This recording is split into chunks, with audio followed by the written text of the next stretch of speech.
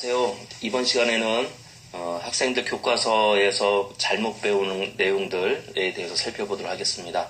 특별히 우리 과학 시간에 우리 친구들이 진화론을 배우는데요. 진화론을 마치 사실인 양 이렇게 교회 다니는 친구들도 이렇게 배우고 있어서 안타까운 마음에 만들어 보기로 했습니다.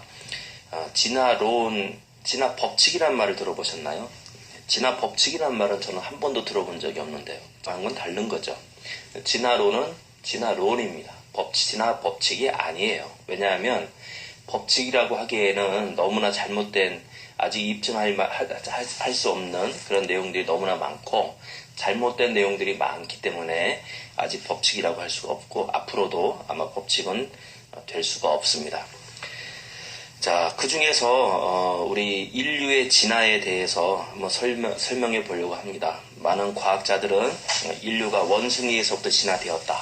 그래서 처음에 오스트랄로피테쿠스, 또 호모 하빌리스, 호모 에렉투스, 호모 사피엔스, 그 다음에 호모 사피엔스 이렇게 진화되어서 현재 인류가 되었다라고 얘기를 합니다.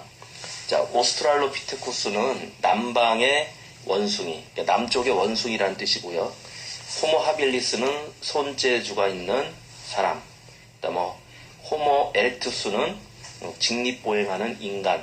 그다음에 호모 사피엔스는 슬기로운 인간.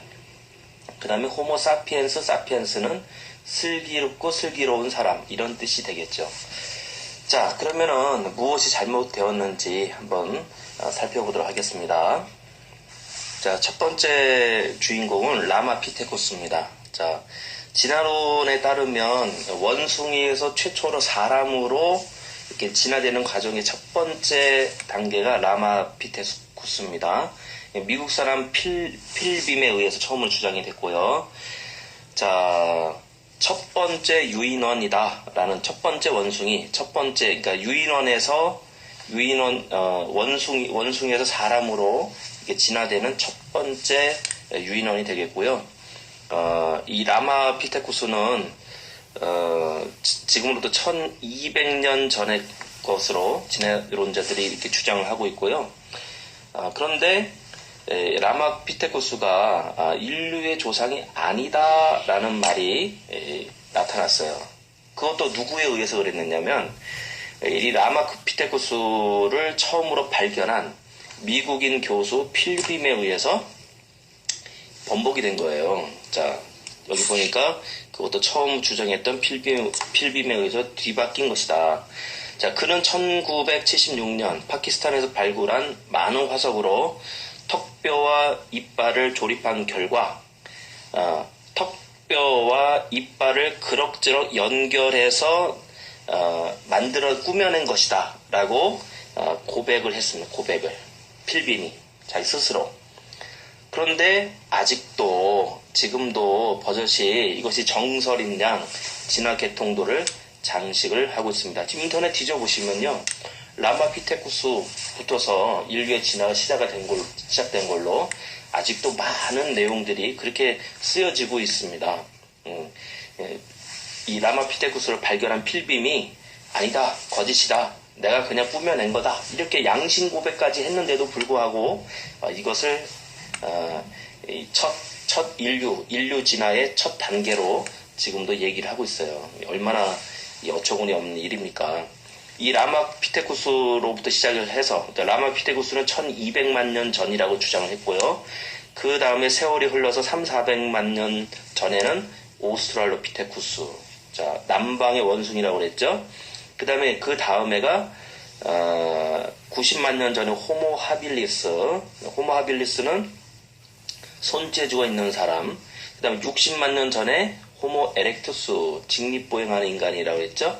그 다음에 30만 년에서 7만 5천 년 전에는 네안데르탈인. 자, 네안데르탈인은요, 호모 사피엔스의 한 종류예요. 호모 사피엔스. 그러니까 슬기로운 인간이란 뜻이었죠. 호모 사피엔스. 그 다음에 이 호모 사피엔스인 네안데르탈인에서 크로마뇽인, 호모 사피엔스 사피엔스라고 했으면 슬기로운 사람으로 진화해서 거기에서 현재의 인류가 탄생했다라고 했죠. 어쨌든 라마피테쿠스는 이 필빔에 의해서 처음으로 주장이 됐지만 필빔이 자신이 꾸며냈다라고 양심 고백을 한 금세기 최고의 과학 사기로 판명이 되었습니다. 자, 그 다음에 봐야 될 두 번째 단계가 오스트랄로피테쿠스인데요. 자, 한번 읽어보겠습니다. 원숭이와 현대인의 중간 화석을 발굴하는 노력은 학술적인 명예, 또는 재정 지원자의 확보, 또 경쟁심 이런 것들로 인해서 많은 이제 인류 학자들이 이런 화석들을 발굴하려고 노력을 했는데요. 그런 사례 중에 하나가 다트라고 할 수 있다. 그는 호주에서 태어나 영국에서 필투다운인과 네브라스카인의 사건에 연루되었던 스미스 밑에서 두뇌 해부학과 신경계통에 대해서 배우게 되었다. 그리고 박사 과정 중 남아프리카로 건너가 위트워터슬랜드 대학의 해부학 교수가 되었다. 그리고 1924년 타옹의 석회 채석장에서 다이나마이트의 폭발로 생긴 암석 파편에서 몇 개의 치아와 어린이의 두개골을 발굴하였다. 이 두개골은 침팬지보다는 크고 원숭이를 닮았으나 치아 배열이 사람과 비슷하고 직립보행을 했으리라고 주장하고, 라틴어로 남쪽의 원숭이, 남쪽 오스트, 원숭이 피테쿠스, 오스트랄로피테쿠스, 아프리카누스라 명명하였다. 이것을 소위 호미노이드 화석에 대한 두 번째 발굴이면서 아프리카에서 인골 화석 발굴의 시발점이 된 것이다. 자, 그런데요. 자, 중요한 것은 이렇게 이제 발굴했어요. 다하트라는 사람이 이 오스트랄로피테쿠스 화석을 발견을 했는데, 중요한 것은 이제 1925년 2월 7일 네이처지에 이거에 대한 비판적인 학계에서 반응을 보이는데요. 자, 뭐라고 반응을 보이느냐? 그것은 원숭이라기보다는, 유인원이라기보다는 다하트에 살았던 어린이다 라고 불렀고요. 그의 스승인 스미스는 제자의 의견을 지지했어요. 그러나 사실은 이 스미스도 필트다운인과 네브라스카인 사건에 연루되었던 거짓 말을 한 그런 학자였고요. 그 다음에 다른 진화학자인 케이스는 이런 주장을 케이스라는 사람이 이런 주장을 했는데요. 그러나 이 유골의 발견은 진화론자들에게는 중요한 의의를 갖는 것이었다. 왜냐하면 소위 호미노이드 화석이 유진 두보어에 의해 처음으로 보고된 이래, 1893년에 두보아라는 사람에 의해서 발견된 이래 오랫동안 잠잠했다가 딱 발견된 화석이 오스트랄로피테쿠스이기 때문에 굉장히 중요하게 봤나 봐요. 근데 몬테규라는 사람이 있습니다. 1957년 몬테규는 모든 오스트랄로피테쿠스의 두개골 형태는 원숭이와 매우 비슷하다. 여러 면에서 원숭이와 비슷한 특징을 가진다.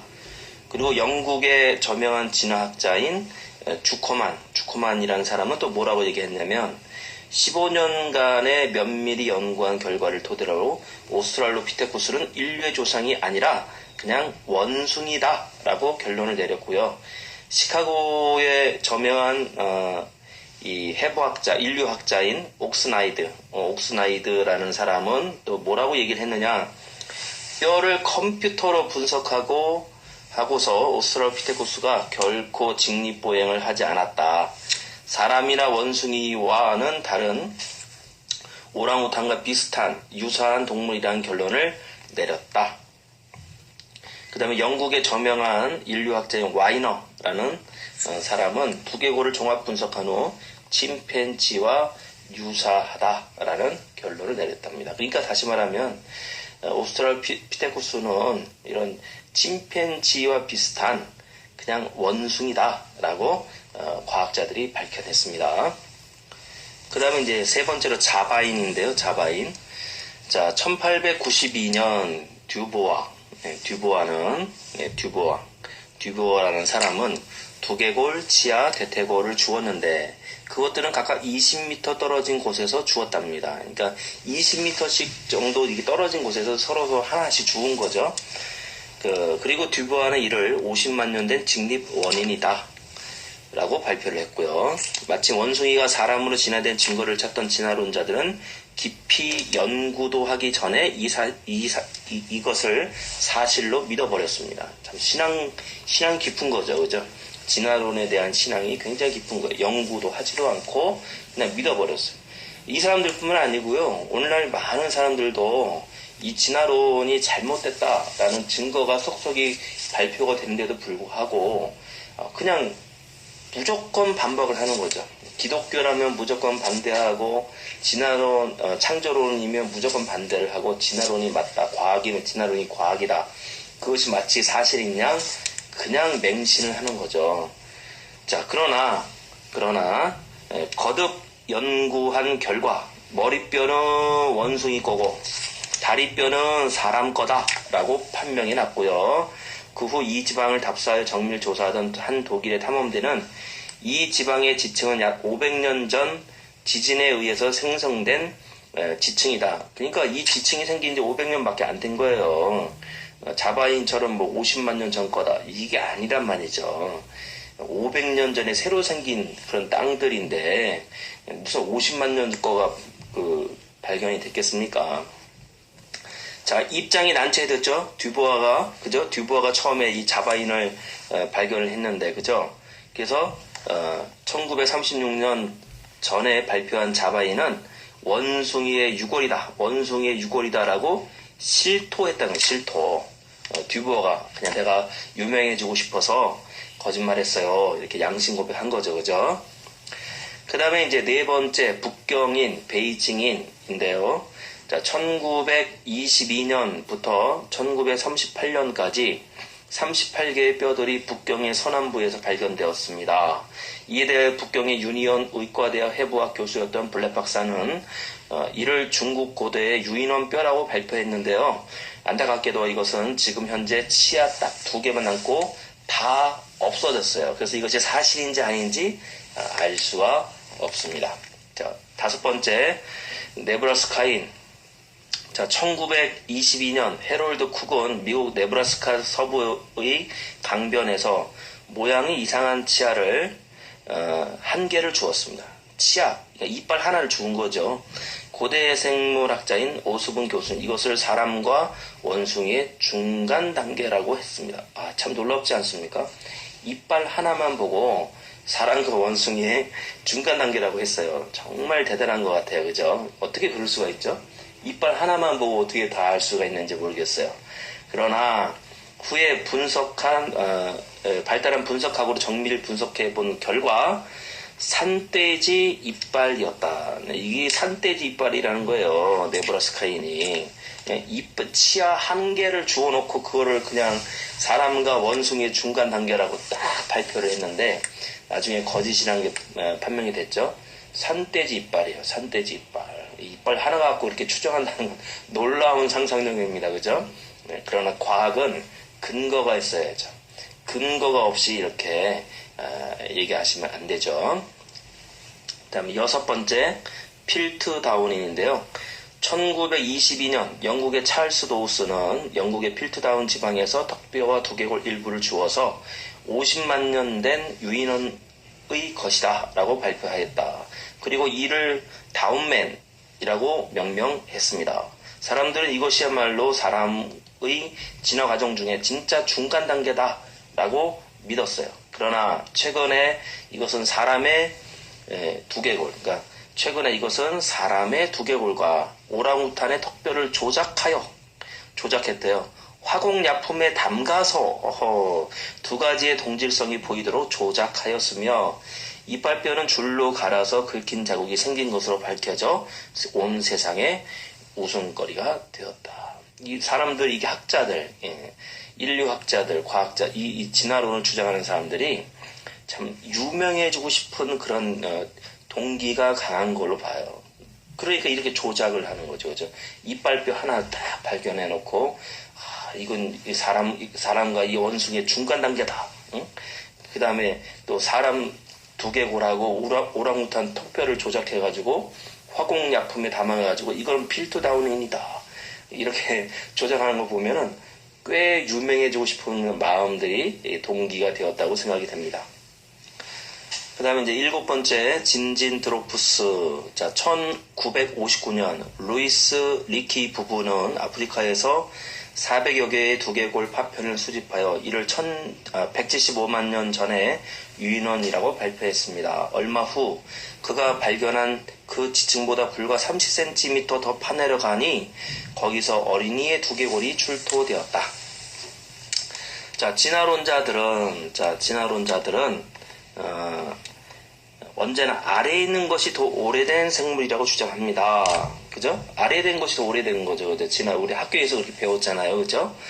그런데 지금 보니까 175만 년 된 유인원의 뼈가 발견된 그곳에서 30cm를 더 파내려가면 어린아이의 두개골이 출토가 됐대요. 거짓말이죠.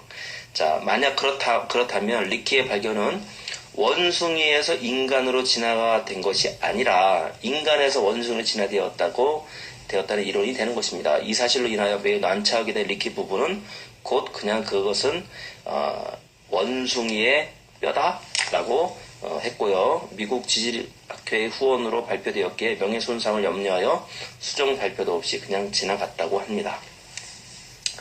자, 8번째 하이델베르크인 1907년 독일의 마우어 지방에서 발견된 턱뼈를 25만 년 전에 유인원이라고 발표를 했어요. 후에 유명한 인류학자요 진화론자인 허들리카 박사는 그 뼈들을 오늘날 하이델베르크에 살고 있는 사람들과 똑같은 거다. 유인원의 뼈가 아니고 그냥 사람 뼈다라고 이렇게 발표를 했습니다. 누가요? 진화론자가 이렇게 얘기를 했습니다. 9번째 네안데르탈인인데요. 1856년 독일의 뒤셀도르프에서 뼈들이 발견되었습니다. 이 뼈들을 진화론자들은 20만 년 전에 진보된 유인원이라고 발표를 했어요. 원숭이가 사람이 되어 걷기 시작할 때 화석이라고 주장을 했고요. 자, 그러나 최근에 이 뼈들을 정밀 조사한 결과 이 뼈들은 비타민 D의 결핍으로 인한 구루병 환자다. 구루병 아시나요? 비타민 D가 부족하면 허리가 굽는 고추병 같은 거죠. 그죠? 그러니까 이 네안데르탈인은 유인원이 아니고요. 그냥 비타민 D 결핍으로 인한 허리가 굽은 사람의 뼈다. 이렇게 얘기해요. 자, 진화론자들이 원숭이가 사람이 된 증거라고 보여준 화석들은 이렇게 다 거짓들입니다. 그 화석이 정말 원숭이와 사람의 중간 모습이라면 그거야말로 진화론의 강력한 증거가 되겠죠. 그러나 그 화석들은 한결같이 엉터리였다는 사실이 밝혀졌습니다. 그것은 진화의 증거가 아니라 단순히 원숭이 뼈나 또는 사람의 뼈이거나 다른 짐승의 뼈인 거죠. 자, 그러나 이게 안타깝게도 이렇게 거짓으로 발표가 됐고 신문 기사도 나고 본인들이 양심 고백까지 다 했는데도 불구하고 버젓이 우리 학생들 교과서에는 이것이 마치 사실인 양 기록이 되고 있습니다. 너무나 안타까운 일이고요. 이런 것들이 빨리 수정되었으면 좋겠습니다.